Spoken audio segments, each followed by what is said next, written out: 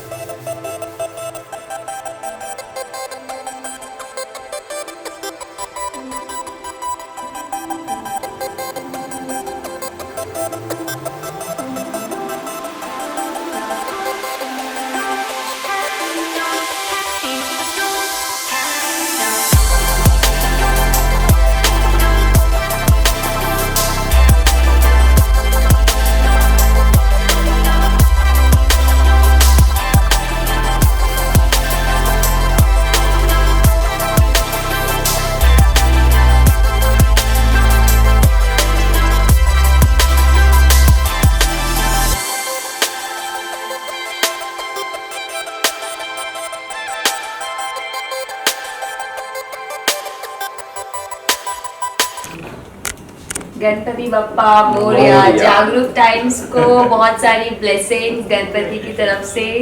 Thank you so much for the invite.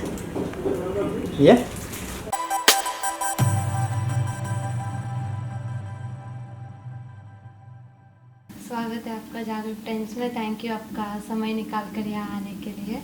Thank you so much. जागरूक times ने मुझे invite किया और गणपति के दर्शन के लिए। एंड बप्पा जब आते हैं तो यही तो ख़ास बात है कि गणपति में मतलब ये मिलना जुलना इनविटेशंस बहुत अच्छा माहौल रहता है। अच्छा, सो मैं let's start with the interview.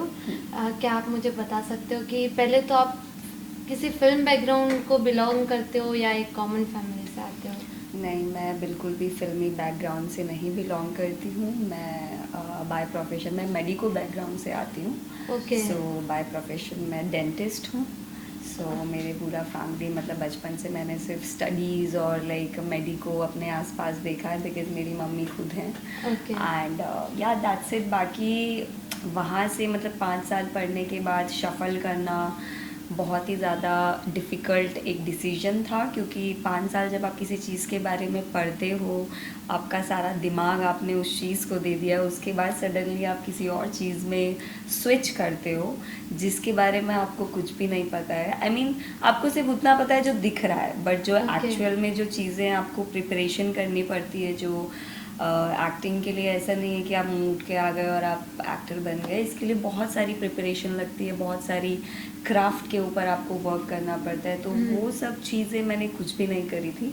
सीधे बस मैं मुंबई आ गई थी और वहाँ से बस ठीक है धीरे धीरे मैंने सीखा अपने ही एक्सपीरियंस से, क्योंकि ये क्राफ्ट ही ऐसी है कि आप इसमें पढ़ना लिखना लिखित में कुछ ऐसा it is all about practical. The more you become comfortable with camera, you get to know कि आप क्या कर रहे हो, कैसे कर रहे हो, क्या चेंजेस करना है। So it is all practical. Okay, so आप मतलब एक मेडिकल फील्ड में घुसना तो बहुत ज़्यादा डिफ़िकल्ट है।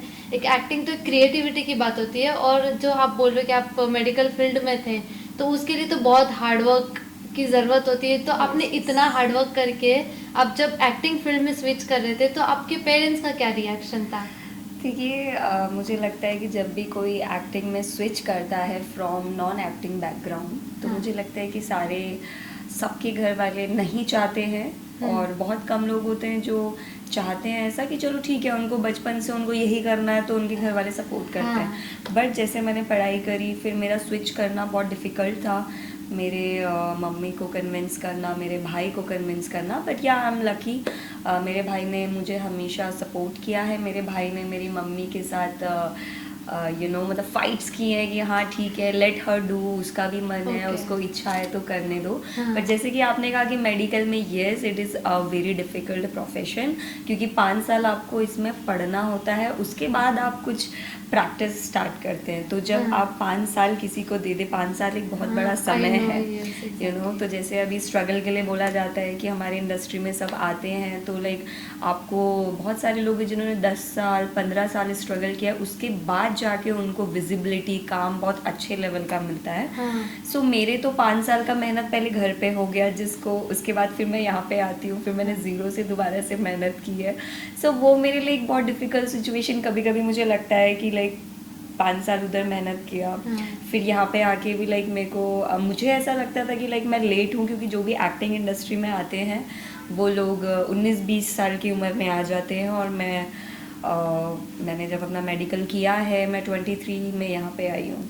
तो लाइक बहुत सारे रोलर कोस्टर्स रहे, क्योंकि जब आप मुंबई माया नगरी जिसे कहते हैं तो आप आते हैं तो कुछ समझ नहीं आता है। पहले तो आपको शहर को समझने में टाइम लगता है, पहले आपको लोगों को समझने में टाइम लगता है, कौन लोग सही हैं, कौन लोग गलत हैं, कौन एक्चुअल प्रोडक्शन हाउस है, कौन नहीं है। तो ये सब चीज़ों को आपको क्रॉस करना पड़ता है, तब जाके आप एक ऐसे मुकाम पे पहुंचते हैं कि आपको अब समझ में आ जाता है कि कौन जेन्युइन लोग हैं, किसके साथ काम करना है, किसके साथ नहीं करना है। एग्जैक्टली अभी तो स्कैम वगैरह भी बहुत होता है, प्रोडक्शन हाउस वगैरह इवन यस यहाँ पे प्रोडक्शन हाउस लोगों से पैसे ले लेते हैं। बेचारे लोग जो आते हैं घर से, बहुत मैंने देखे ऐसे किस्से मैंने सुने हैं कि बहुत सारी कास्टिंग एजेंसीज है जो लोगों से पैसे ले रही हैं ये नाम से कि उनको ये काम मिल जाएगा, वो काम मिल जाएगा, बट ऐसा कभी होता नहीं है।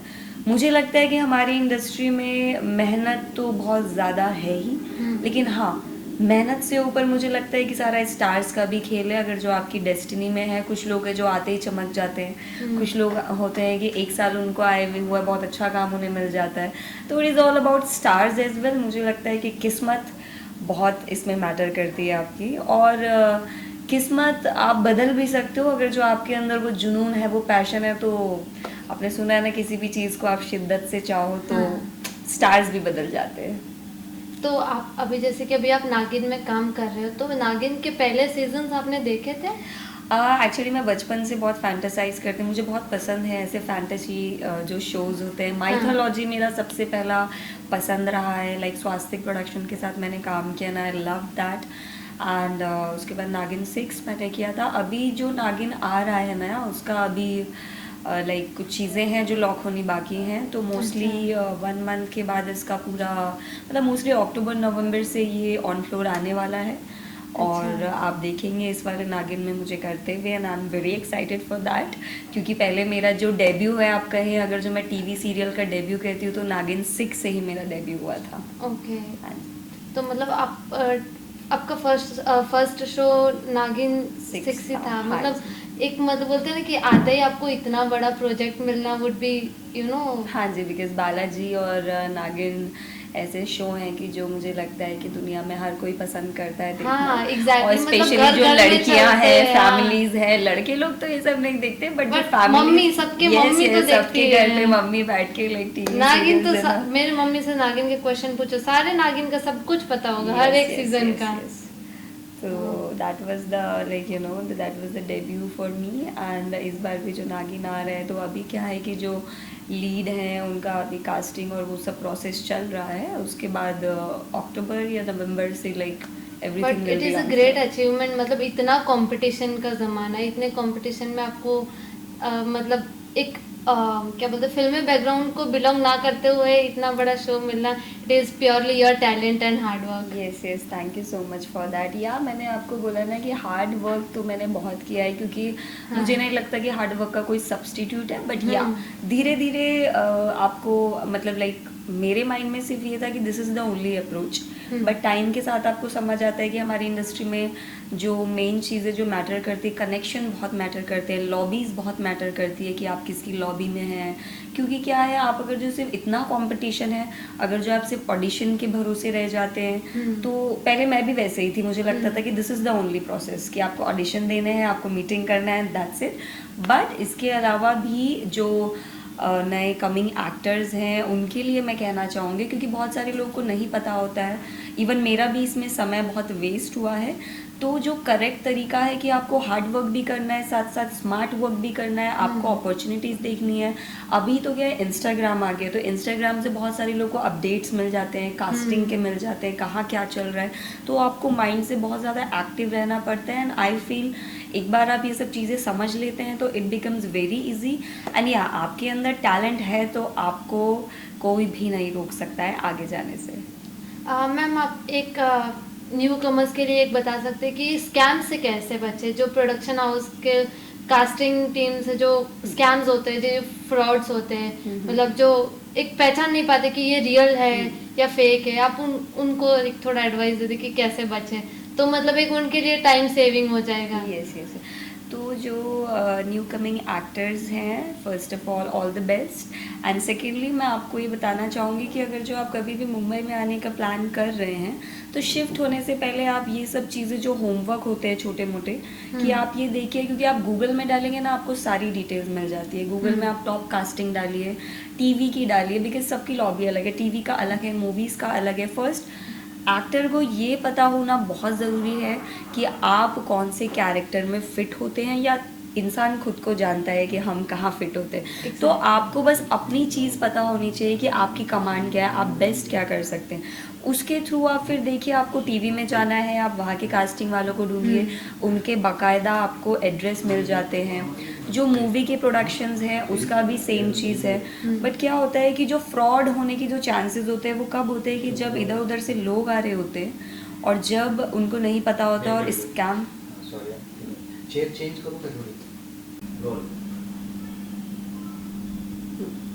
सो जनरली जो आपने मुझे पूछा था कि स्कैम के लिए हम क्या मतलब लोगों को सजेस्ट कर सकते हैं, तो जो न्यू कमर्स हैं उनकी फैमिलीज़ के साथ आते हैं, जो भी लोग आ रहे हैं, आजकल बहुत इजी हो गया। वो ज़माना गया कि लोगों को पता नहीं होता था। इंस्टाग्राम फेसबुक में सब चीज़ें अवेलेबल हैं। इवन इंस्टाग्राम फेसबुक के थ्रू भी आजकल स्कैम हो रहे हैं। तो पहली चीज़ आप बस ये ध्यान रखिएगा कि कोई भी अगर जो आपको एक्टिंग के नाम पे कि आपको काम दिलाएंगे, आपको ये दिलाएंगे, अगर जो आपसे कोई भी पैसे लेता है, तो मुझे नहीं लगता कि ऐसा भी कोई यहाँ पे एजेंसी है कि जो पैसे लेके काम देता है। काम आपको आपके टैलेंट, आपके हार्डवर्क, आपके कनेक्शन की, जैसे आपको कोई रेफ़र करता है, इस तरीके से ही आप आगे बढ़ते हैं, आप काम करते हैं। लेकिन अगर जो कोई आपसे पैसे लेता है, जैसे इंस्टाग्राम में मैंने बहुत देखा है कि लाइक वाया सिटीज़ में लोग बैठे हैं, अब दूसरे शहरों में लोगों को नहीं पता कि क्या चल रहा है, एक्चुअल में कास्टिंग चल भी रही है या नहीं। बट ऑनलाइन में आजकल इतना स्कैम हो रहा है कि लोग पैसे ले रहे हैं उनसे, कि मैं दूसरी सिटी में लोग बैठे हैं, बेचारे लोग अपने पैसे दे रहे हैं कि चलो हमको आज काम मिलेगा, कल काम मिलेगा।